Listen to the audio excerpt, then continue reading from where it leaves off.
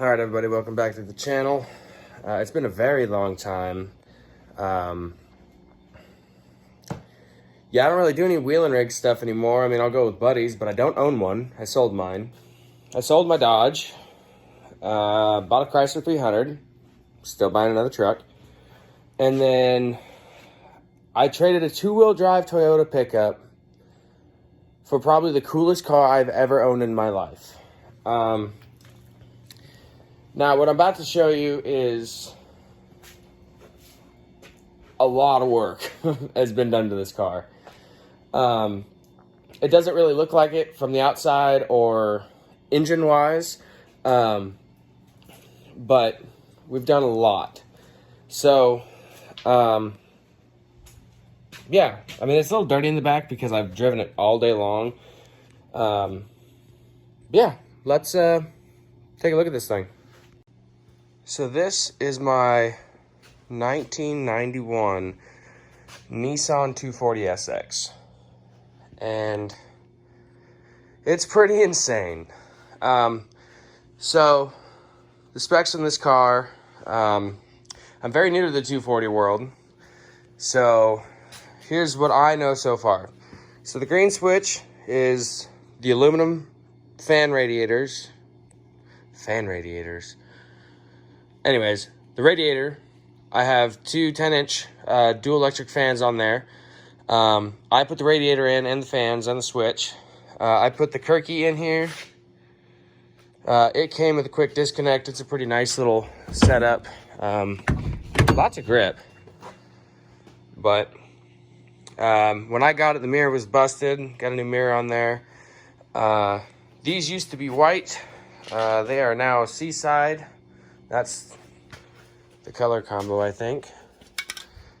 Yeah, right there. So, really cool stuff. The paint looks insane. I need to do another coat on them. I put the front bumper on here. We'll pop the headlights real quick so you guys can see them. So, yes, I know there's a lot of overspray. I did not realize that those would get hit with paint. So, but these are really cool lights. So, this is running lights. It's not very bright, but it's, check this out.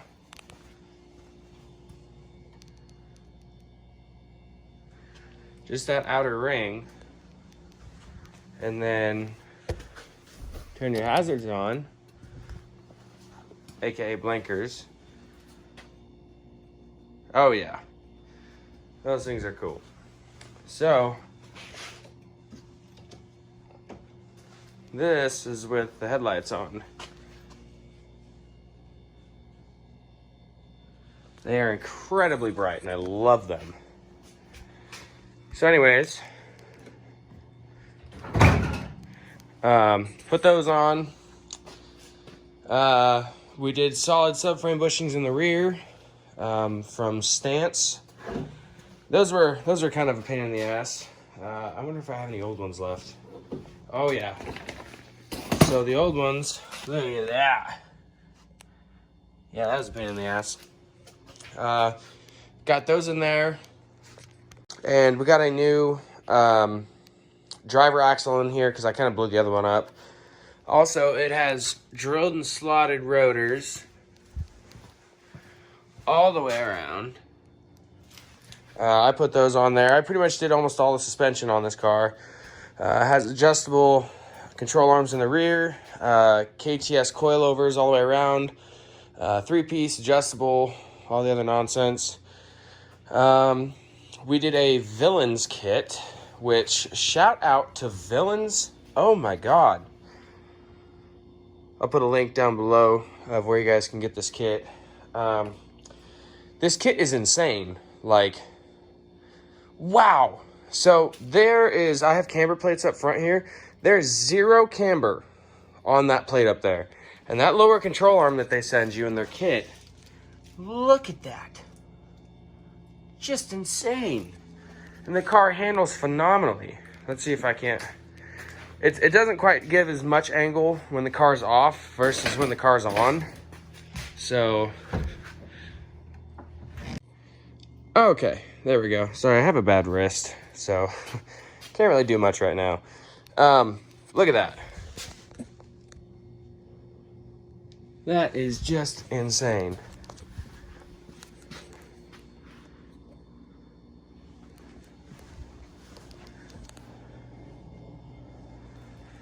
So the Villains kit, they sent me all kinds of cool stuff. So we have a extended lower, Villains knuckle. They sent me a stupid extended tie rod. Like, that thing's huge, with a tie rod end. Super simple kit to throw in, honestly. Like, it was very easy.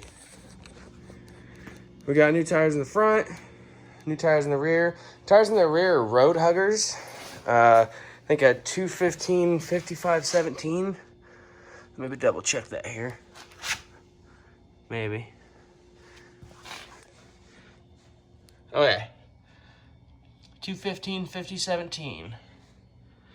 Yeah, they're called road huggers. And they have a 600 tread wear. And I love them. I need to put a little bit more air in them. There's about 42 pounds in there right now. But we did a lot of ripping on these tires, and they look brand new. So we got a little bit meatiers in the front, a little bit more traction. These are the same size, but I can't remember the name of these things. They're some funky, weird thing, but we got those today. So, yeah. Let's check out under the hood.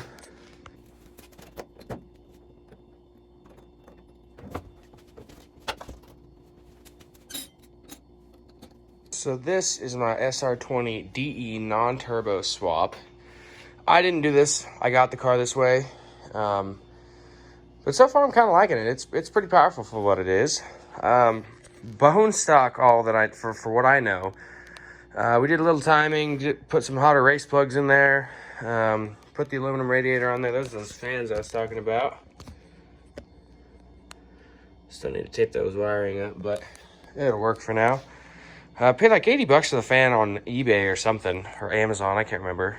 And then, remember what I was saying? See, it's actually at fucking, it's 0 right now. When I got the car, it was way over here. These were way over there. And, I don't know, I might need to put a little bit more camber in it because that tire's rolling out this way just a little bit, so we might just throw a little camber in that. The object, from what I've understood, and granted, I'm not going to sit here and talk to you about how much I know about drifting and how all this nonsense. I'm just like everybody else. I've watched a lot of YouTube and kind of got into it. Saw a couple cars do it, got excited, so I'm building my own. So when I got this car, I knew absolutely nothing about 240s other than they were the coolest car in the world to me. So when I first got this car, I had no idea what this engine was. I didn't know a clue. I didn't have a clue about this engine.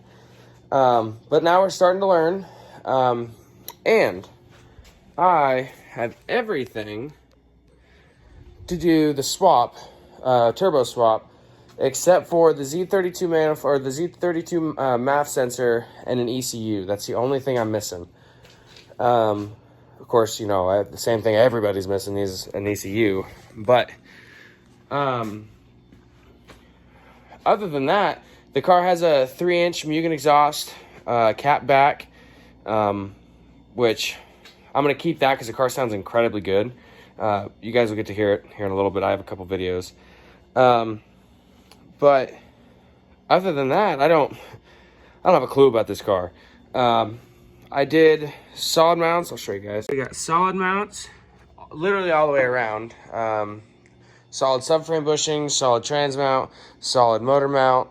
And then we there was a box thing right there that we deleted. I was just going to make a cold air intake, but I wasn't going to mess with relocating that. So yeah, there's big plans for this car. Like, this thing is surprisingly clean. Now, granted, we just painted this. Which, by the way, shout out to Rust-Oleum. Okay, so normal size can, right? You guys know what normal size cans look like. Here we go. Look at that. That's insane. And this stuff, look, that's just one spray right there. That line. But this stuff is insane. We did this whole car in 4 cans. Like literally there's 4 here and 1 over there. Did this whole car. No primer, no clear coat. As you guys can see, it's pretty flat. Well, not really. But super good. It's not, it feels just like normal paint. But we didn't do a very good job taping. We got stuff everywhere on this car. But it's not bad. We can mess with it and get the stuff off and clean it up. But it really made the car look amazing. The only spot that I have issues with is over here. Look at that. Look at all that Bondo. Whew. So we're going to get some over fenders. And we're just going to cover that up and call it a day. There's the actual chunk that came off right there. So, but yeah. In turns, we're going to do some drifting. And it's going to be awesome. I'm pretty excited to learn, you know. It's always fun learning new things, especially about cars.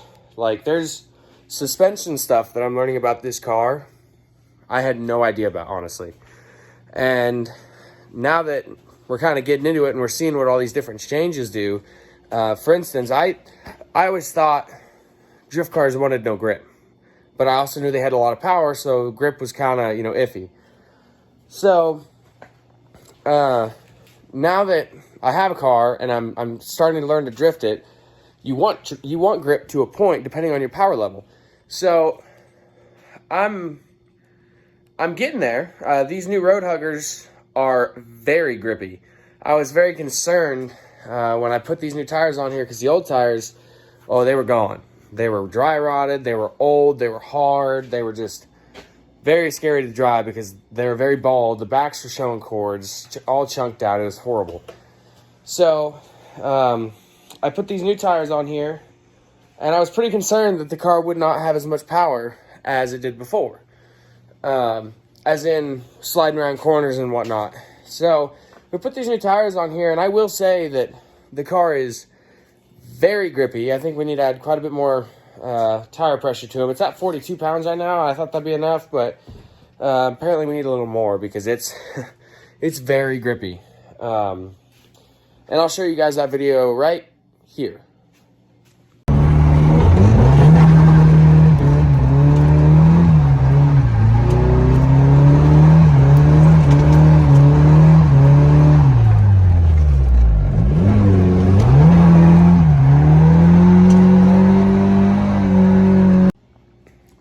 So I apologize about my buddy missing the really awesome part of that. We went around this little island, and so the island goes straight, and this is a big open parking lot. The island goes straight along the sidewalk right here, and then there's an opening at the end of it that you can take a left and circle back around. Well, I came flying in there sideways and then did a quick switch back, and then I don't know, dumped the clutch and sent it, I guess. And we ended up sliding around that big island, and my buddy was bracing for impact because he thought we were going to wreck. And I'm not going to lie, I kind of thought we were too. But that massive angle kit saved the day because I just dumped the clutch and sent it to the moon. And it was weird because when I wanted to go somewhere, like I actually wanted to go straight and actually get away from something, these tires just hooked and they just pulled me right away from that curb, and it was insane. I mean, it kind of pulled me out of the drift a little bit, but we were able to kind of throw it back into one a little bit. So, like I said, these tires, wow, they're cool, but it makes it a little bit difficult. So, there's probably several things I can do. I'm probably going to take it back and get it aligned differently, just so I have a little bit less grip in the rear. And I might throw a little bit more camber up front to kind of level those tires out a little bit. So, but other than that, I have a couple videos from last night. So we built this car in 24 hours. Me, my buddy Michael, and my buddy Kevin. They came over. I had a whole bunch of parts ready to go, and we knocked this car out. Pretty much all the mechanical stuff, like the knuckles up front, the rear subframe bushings, the brakes, pretty much everything mechanical to get this car running. Put the header on, put the not the intercooler, the radiator in. We did all that. We did that in, I don't know, 6-7 hours, something like that. And then it was like 1 o'clock when everybody took off. And then the next day, Michael came back over, and he shows up, and he's like, hey, we're painting this car today. I'm like, dude, all we got to do is put the front bumper on, finish wiring the headlights, and we're driving this thing. What? And he said, no, we're going to go to Home Depot. They got these turbo cans. We're going to go get them. We're painting this car.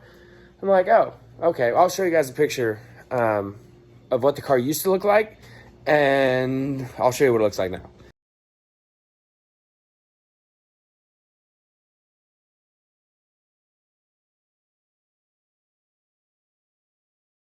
Before, the car was pretty much just Bondo and sand and not much. And now, she's looking great.